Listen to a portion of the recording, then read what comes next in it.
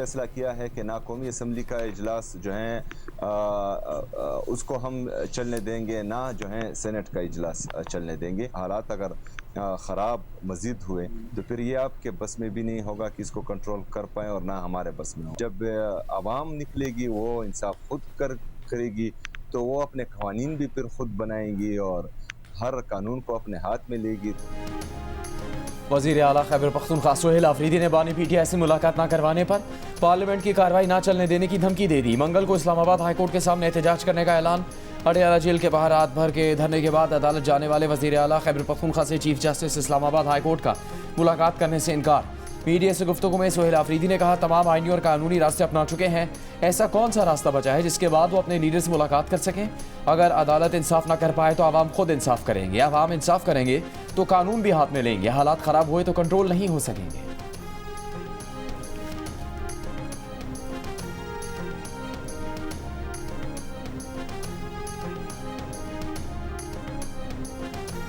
एक illegal demand है कि जी मेरी लीडर से मुलाकात कराई जाए। भाई वो जेल गया है एक मेगा करप्शन केस में, 190 मिलियन पाउंड का मेगा करप्शन केस में सजा याफ्ता एक शख्स है। आप कहने हमारी मुलाकात कराई जाए, आप 4-4 घंटे धरना देते हैं। ये बेसिकली टिकटॉक हुकूमत है। ये लाइक्स के लिए, वीडियोस बनाने के लिए, आने जाने के लिए, चलने फिरने के लिए ये काम कर रहे हैं। खैबर पख्तूनख्वा हुकूमत का रवैया अफसोसनाक व काबिल मजम्मत है। अगर ये धरने देते रहे तो सूबे पर कौन तवज्जो देगा। विफाकी वज़ीर इत्तलात अता तारक का रद्द-ए-अमल। कहा, खैबर पख्तूनख्वा हुकूमत गैर कानूनी मुतालिबात कर रही है। जेल मैनुअल के खिलाफ मुतालिबात किए जा रहे हैं। बानी पीटीआई मेगा करप्शन केस में सजा याफ्ता हैं। उन्होंने मुल्क की मईशत को तबाह किया, पाकिस्तान को सिफारती महाज पर तनहा किया। कभी किसी कैदी को इतनी मुराद हासिल नहीं हुई जितनी बानी पीटीआई को हासिल हैं। भारत और अफगान सरजमीन से पाकिस्तान के खिलाफ मनफी प्रोपेगेंडा किया जा रहा है।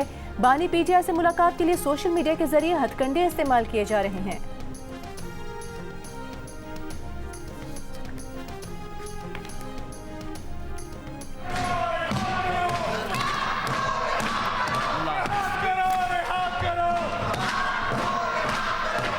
अली जफ़र साहब, ये सेनेटर्स हैं, हमें ईमान का तक़द्दुस कायम रखना है।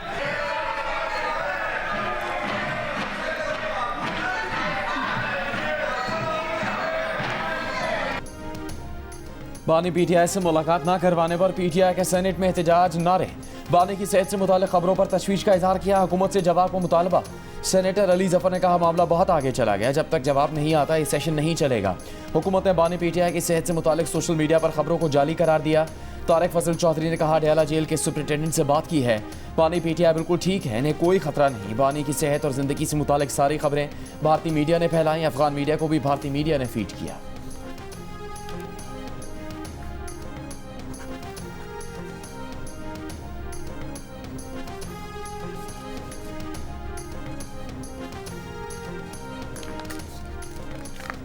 ऑपोजिशन की जानिब से सेनेटर्स और कौमी असम्बली की मुश्तरका कमेटी बना दी गई। मुश्तरका कमेटी के वक्त की स्पीकर कौमी असम्बली अयाज सादिक से मुलाकात।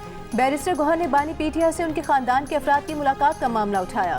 स्पीकर कौमी असम्बली अयाज सादिक का कहना है कि उन्होंने हर मौके पर मुज़ाकरात की बात की, मुज़ाकरात से ही मसाइल हल होंगे। पीटीआई के रहनुमा असद कैसर ने मीडिया से गुफ्तगू में बताया, स्पीकर को वाज़ेह पैगाम दिया है कि ऑपोजिशन लीडर की तैनाती का अमल मुकम्मल किया जाए। बानी पीटीआई से कायदीन की मुलाकात में रुकावट पर स्पीकर से बात हुई, अगर यही रवैया रहा तो वो पार्लियामान को नहीं चलने देंगे। ऑपोजिशन की कमेटी पार्लियामेंट के अंदर मुश्तरका हिकमत अमली अपनाएगी।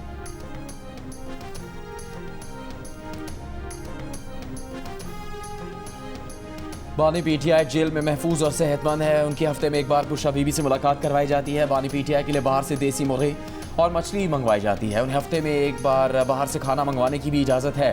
अडयाला जेल ज़राए के मुताबिक अडयाला जेल के हदूद में आने वाले हर शख्स की बानी पीटीआई से मुलाकात करवाई जाती है। जेल के हदूद से बाहर के मामलात की जिम्मेदार जेल इंतजामिया नहीं है।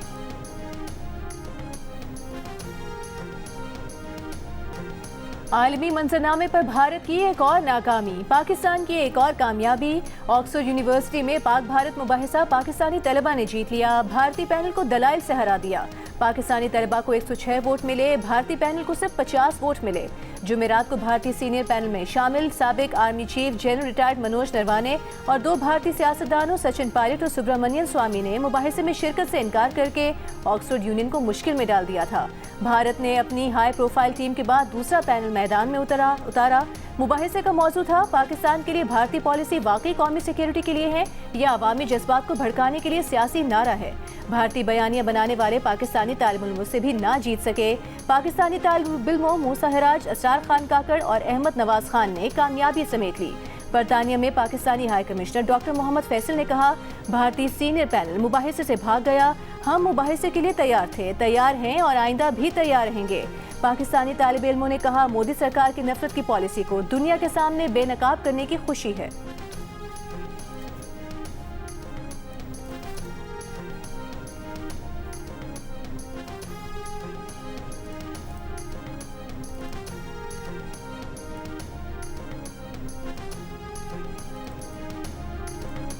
अमेरिकी सदर डोनाल्ड ट्रंप का कहना है कि तीसरी दुनिया के तमाम मुल्कों से हिजरत को मुस्तकिल तौर पर रोक दिया जाएगा। हर उस शख्स को मुल्क से निकाल देंगे जो अमेरिका के लिए असासा नहीं है। ऐसे महाजरीन की कानूनी शहरियत मनसूख कर देंगे जो दाखिली अमन को नुकसान पहुंचाते हैं। हर उस गैर मुल्की को मुल्क बदर कर देंगे जो आवाम पर बोझ हो। अमेरिकी हुकाम के मुताबिक बुध को व्हाइट हाउस के करीब फायरिंग करने वाला शख्स अफगान शहरी था जो 2021 में रीसेटलमेंट प्रोग्राम के तहत अमेरिका में दाखिल हुआ था। उसकी फायरिंग से जख्मी खातून नेशनल गार्ड सारा बैकस्ट्रॉम हलाक हो गई। नेशनल गार्ड एंड्रयू वुल्फ की हालत तशवीशनाक है। अफगान शहरी के घर समेत रियासत वाशिंगटन और सैन डिएगो में कई घरों पर छापे। डायरेक्टर FBI काश पटेल ने बताया कि तफ्तीशकारों ने रियासत वाशिंगटन में मुश्तबा शख्स के घर से सेलफोन, लैपटॉप और आईपैड्स कब्जे में लिए हैं।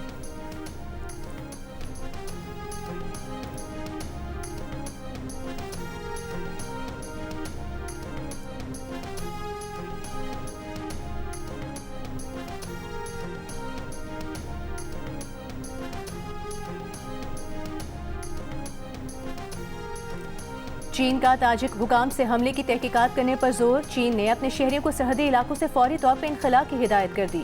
गुज़िश्ता रोज अफगानिस्तान से ताजिकिस्तान की सरहद पर ड्रोन हमले में 3 चीनी शहरी हलाक हुए थे। ताजिकिस्तान की वजारत खारिजा के मुताबिक 26 नवंबर की रात अफगानिस्तान से ताजिकिस्तान के जनूब में एक चीनी कंपनी पर ड्रोन हमला किया गया था।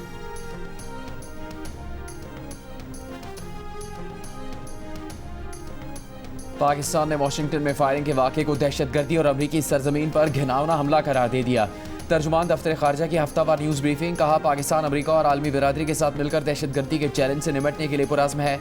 अफगान सरजमीन से दहशतगर्दी के मनसूबा साजों, सहूलतकारों और माली इमदाद देने वालों के खिलाफ ठोस और काबिल तस्दीक इकदाम ही इस लानत से निपटने का वाहिद रास्ता है। अफगान सरजमीन से ताजिकिस्तान में होने वाले ड्रोन हमले में 3 चीनी शहरियों की मौत पर तर्जुमान का कहना था कि अफगान सरजमीन हमसाय ममालिक के खिलाफ दहशतगर्दी के लिए इस्तेमाल नहीं होनी चाहिए। अफगान तालिबान रजीम की सरपरस्ती में दहशतगर्दों के अफगानिस्तान में मौजूदगी और अफगान सरजमीन का दहशतगर्दाना कार्रवाइयों के लिए इस्तेमाल पूरे खित्ते और दुनिया के लिए बायसे तशवीश है। पाकिस्तान भी अफगान सरजमीन से होने वाली दहशतगर्दी का शिकार रहा है।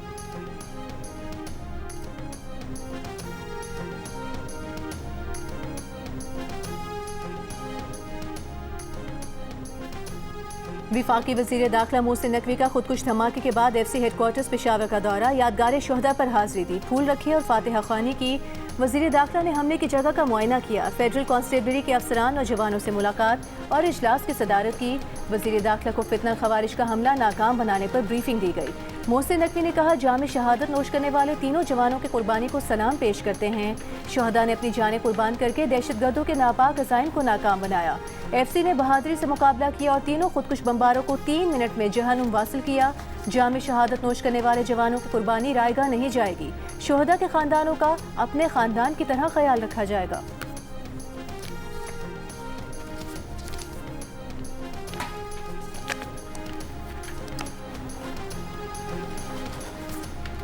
वज़ीर आला सिंध ने कहा कि किसी में ये ताकत नहीं कि सिंध के जोग्राफी में कोई रद्दोबदल कर सके। सिंध को 6 सूबों में तकसीम करने के सवाल पर वज़ीर आला सिंध ने जवाब दिया कि जिस कान से ये बात सुनो उसी से निकाल दो। मुराद अली शाह का कहना था कि गवर्नर सिंध की तैनाती या तब्दीली से मुतालिक उन्हें इल्म नहीं और ना ही सिंध हुकूमत का इसमें कोई किरदार होगा। वकला के एहतजाज पर वज़ीर आला सिंध ने कहा कि एहतजाज का तरीका है, इसके मुताबिक एहतजाज करें।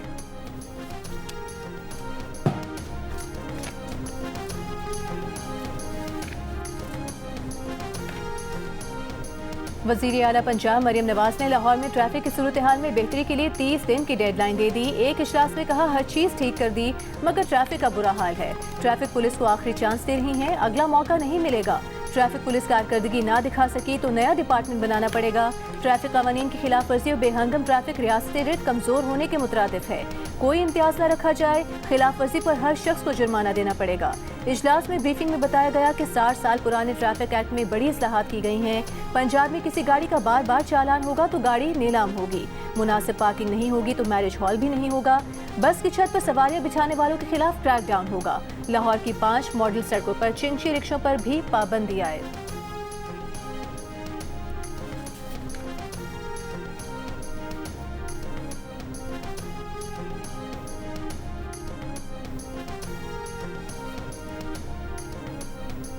वज़ीर दाखिला सिंध ज़िया लंजार का कहना है कि कराची के अलावा दीगर शहरों में भी चालान कर रहे हैं। कराची का ट्रैफिक का निज़ाम 20% भी दुरुस्त नहीं हुआ।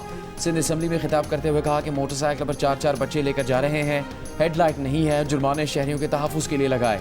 जुर्माने की रकम बड़ी ज़रूर मगर वसूली नहीं है। अपोजिशन का सूबाई हुकूमत से ट्रैफिक चालान के जुर्मानों में कमी का मुतालबा। अपोजिशन लीडर अली खुर्शीदी ने कहा अब तक कराची से 70 करोड़ रुपये जुर्माना वसूल किया जा चुका। चालान से मुतालिक पार्लियामेंट की कमेटी बनाए।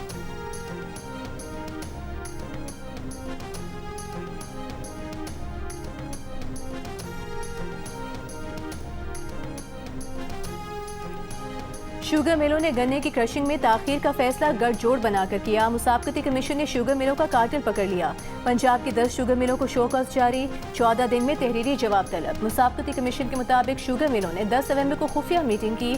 28 नवंबर से गन्ने की क्रशिंग शुरू करने का मुश्तरका फैसला किया। शुगर मिलों ने कार्टेल बनाकर गन्ने की कीमत भी 400 रुपये फी मन मुकर्रर की और किसानों को नजरअंदाज कर दिया। कार्टेल बनाकर कीमतें फिक्स करना मुसाबकती एक्ट की खिलाफ वर्जी है। जिस शुगर मिल में खुफिया मीटिंग हुई उसे भी शो कॉज नोटिस जारी कर दिया गया।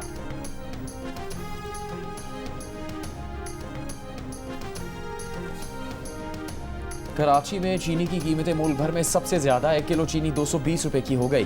विफाकी इदारा शुमारियात के नया अदाद शुमार जारी। कराची में एक हफ्ते के दौरान फी किलो चीनी की कीमत में 20 रुपए इजाफा हुआ। कोयटा में फ़ी किलो चीनी की कीमत 216, हैदराबाद में 215, खुजदार में 210 और लाड़काना में फ़ी किलो चीनी 205 रुपये में दस्तयाब। सक्खर में 195, इस्लामाबाद और पेशावर में फ़ी किलो चीनी 190 रुपये की मिलने लगी।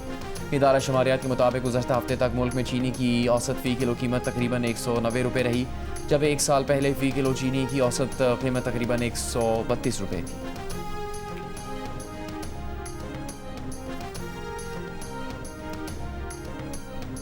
इस्लामाबाद और रावलपिंडी में निजी हाउसिंग सोसाइटियों का खरबों रुपए का फ्रॉड बेनकाब। Editor investigation the news Ansar Abbasi की रिपोर्ट के मुताबिक पिछले कई बरसों में निजी और कोऑपरेटिव हाउसिंग स्कीमों ने जाली मेंबरशिप्स, हद से ज्यादा प्लॉट्स की फरोख्त और धोखे पर मबनी मार्केटिंग के जरिए शहरियों से खती रकम बटोरी।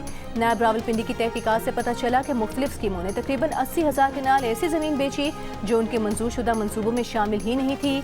एक निजी हाउसिंग स्कीम ने 2022 में से 4,000 कनाल के नक्शे की मंजूरी मांगी, मगर उसे 80,000 कनाल का मेगा प्रोजेक्ट जाहिर करके 30 से 40,000 प्लॉट फरोख्त किए और 50 से 60 अरब रुपए वसूल किए। डीजी नायब रावलपिंडी का कहना है शहरियों के मफादात के तहफ़्फ़ुज़ की खातिर नायब हाउसिंग सेक्टर के लिए इस्लाहाती पैकेज की तैयारी पर काम कर रहा है।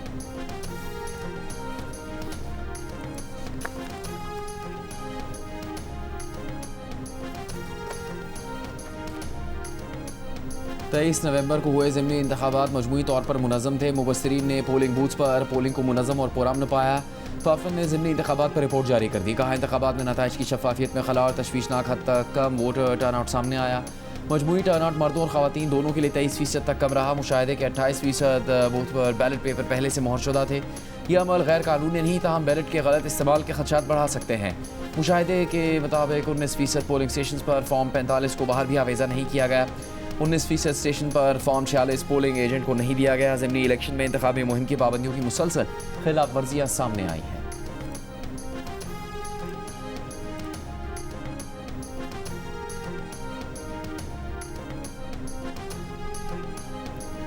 वज़ीर आज़म के मुशीर राना सनाउल्लाह ने कहा है बानी पीटीआई से मुलाकात की इजाज़त होनी चाहिए, लेकिन 3 घंटे की मुलाकात के बाद 1.5 घंटे की प्रेस कॉन्फ्रेंस नहीं होनी चाहिए। जलाव, घेराव और इस्लामाबाद की तरफ चढ़ाई की बातें नहीं होनी चाहिए। कोई कानून इजाज़त नहीं देता कि कोई जेल में बैठकर बाहर कोई तहरीक चलाए। ये इजाज़त नहीं कि बानी पीटीआई से कोई मुलाकात करे और बाहर आकर कई घंटे की प्रेस कॉन्फ्रेंस करे। पीटीआई के रहनुमा शफी जान ने कहा कि राना सनाउल्लाह ने खुद कहा है कि बानी पीटीआई से मुलाकात होनी चाहिए। पिछले दिनों बानी पीटीआई की सेहत से मुतालिक रिपोर्ट आए जो तशवीशनाक है। हम अवाम के पास जाएंगे और बताएंगे कि हमने तमाम रास्ते अपना लिए, लेकिन मुलाकात नहीं कराई गई।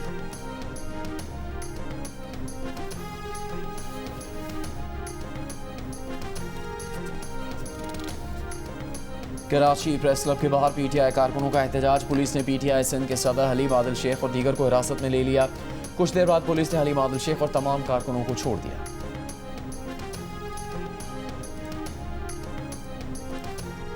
बानी पीटीआई से मुलाकात न कराने पर अलीमा खान ने अडियाला जेल के सुप्रिंटेंडेंट के खिलाफ इस्लामाबाद हाई कोर्ट में तौहीन अदालत की दरख्वास्त दायर कर दी। अदालत की हुक्म अदूली पर जिम्मेदारान के खिलाफ तौहीन अदालत की कार्रवाई करने और कानून के मुताबिक सजा देने की इस्तदा। मीडिया से गुफ्तगू करते हुए अलीमा खान ने कहा कि आज अदालतों के दरवाजे आवाम के लिए बंद हैं। अदालतों की तौहीन है कि उनके ऑर्डर्स नहीं माने जा रहे।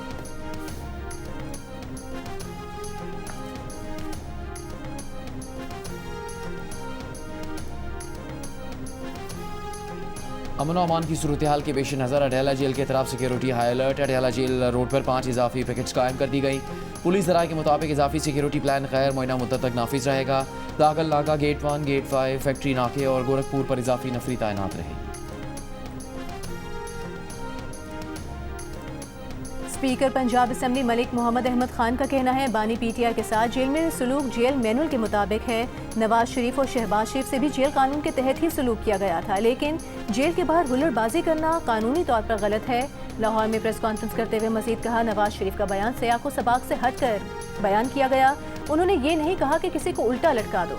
नवाज शरीफ ने इस बात पर दुख का इजहार किया कि माशी तौर पर तरक्की करते पाकिस्तान को किस तरह रोका गया।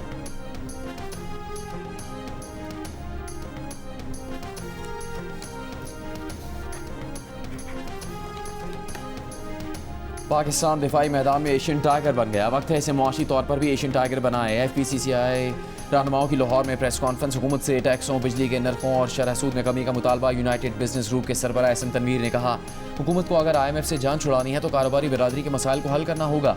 इस वक्त शरह सूद, बिजली की कीमत और टैक्स रेट बहुत ज़्यादा है। मुल्क में कारोबारी लागत बहुत ज़्यादा है। साबिक निगरान वज़ीर गौहर एजाज ने कहा आज हम दोबारा टेक ऑफ की पोजीशन में हैं। हुकूमत कारोबारी तबकों से मशावरत करके मुआशी बहरान से निकल सकती है। मियां अंजुम निसार ने कहा हम पाक फौज के साथ हैं। बिजनेस कम्युनिटी मुआशी तरक्की के लिए हुकूमत का हरावल दस्ता है।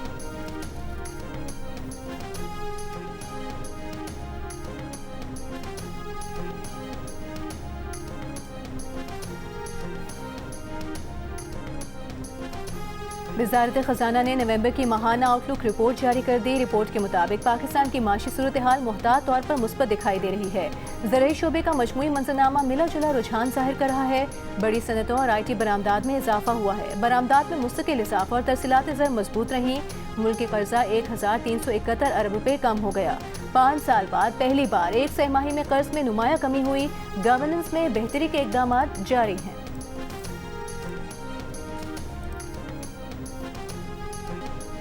सीनियर सूबाई वज़ीर मरीम औरंगज़ेब का कहना है पंजाब हुकूमत मौसमियाती चैलेंजेस से निपटने के लिए इकदाम कर रही है। सूबाई हुकूमत के बरवक्त इकदाम से एयर क्वालिटी इंडेक्स में बेहतरी आई है। लाहौर में माहौलियाती समिट से खिताब में कहा धुआं छोड़ने वाली गाड़ियाँ फ़ज़ाई आलूदगी की बड़ी वजह हैं। माहौलियाती तहफ़्फ़ुज़ के लिए खुसूसी फोर्स का क़याम अमल में लाया गया है।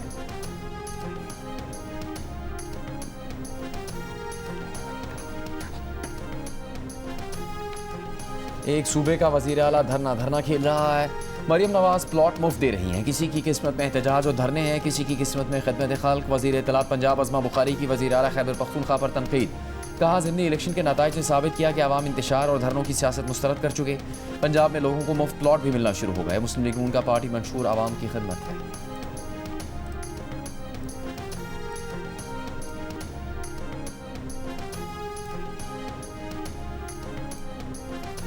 विफाकी वज़ीर दाखिला मोहसिन नकवी की ऑस्ट्रेलियाई हम मनसब टोनी बर्ग के साथ वीडियो लिंक मीटिंग। दोनों ममालिक का गैर कानूनी इमिग्रेशन की रोकथाम के लिए इश्तराक कार बढ़ाने पर इत्तेफाक। दो तरफा ताउन बढ़ाने के लिए मुश्तरका वर्किंग ग्रुप के क़याम का फैसला। National cyber crime investigation agency और FIA के साथ ऑस्ट्रेलियाई इदारों का इश्तराक कार बढ़ाने के इम्कानात पर भी गुफ्तगू। ऑस्ट्रेलिया की क्रिकेट टीम के दौरे पाकिस्तान पर भी तबादला ख्याल किया गया। वज़ीर दाखिला मोहसिन नकवी ने ऑस्ट्रेलियाई वज़ीर दाखिला को पाकिस्तान के दौरे की दावत भी दी।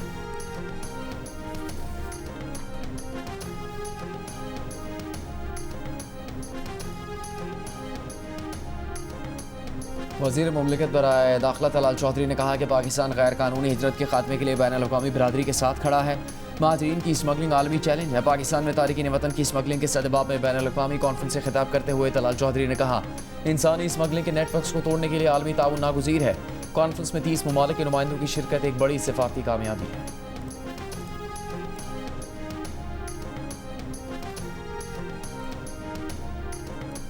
पाकिस्तान इक़्तिसादी ताउन तंजीम में शामिल ममालिक के साथ ट्रांसपोर्ट, रवाबित और तवानाई के शोबे में ताउन को फ़रोग़ दे रहा है।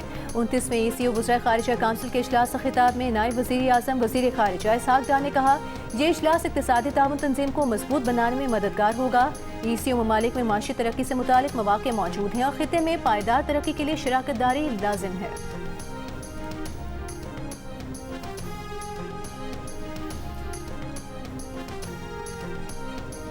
गवर्नर सिंध कामरान टिसोरी से UAE के कौंसल जनरल बक़ीत रमेसी की मुलाकात। पाकिस्तान और UAE के बिरादराना ताल्लुकात, तिजारत, सरमाकारी और इक़्तिसादी ताउन मज़ीद बढ़ाने पर गुफ्तगू। गवर्नर सिंध ने UAE के कौंसल जनरल की सफारती खदमात को सराहते हुए उन्हें गोल्ड मेडल और तारीफ़ी असनाद पेश की।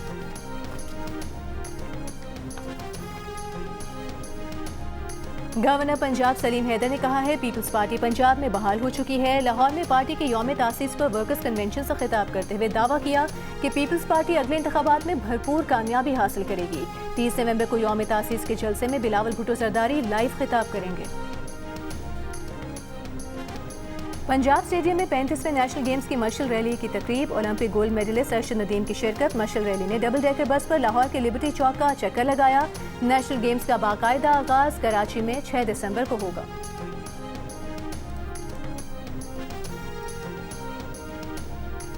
वज़ीर आला सिंध मुराद अली शाह ने कराची में सिंध हुकूमत की जानिब से 3 रोज़ा सिंध क्राफ्ट फेस्टिवल का इफ्तिताह कर दिया। समंदर किनारे शुरू होने वाले सिंध क्राफ्ट फेस्टिवल को सकाफती अशिया, कल्चरल म्यूज़िक और डांस परफॉर्मेंसेज ने 4 चांद लगा दिए। वज़ीर आला सिंध ने मुख्तलिफ स्टॉल्स का दौरा किया, कारीगरों की काविशों को सराहा। वज़ीर सकाफत सिंध जुल्फ़िकार अली शाह ने वज़ीर आला सिंध को सिंधी टोपी और अजरक पेश की।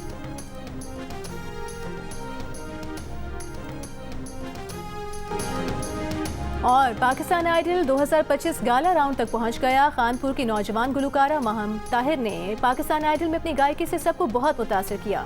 वालिद के इंतकाल के बाद महम ताहिर ने न सिर्फ घर की जिम्मेदारियां बेहतरीन अंदाज में अंजाम दी, बल्कि गायकी के मैदान में भी मेहनत जारी रखी। आज महम ताहिर की सुरीली आवाज़ उसकी पहचान बन चुकी है।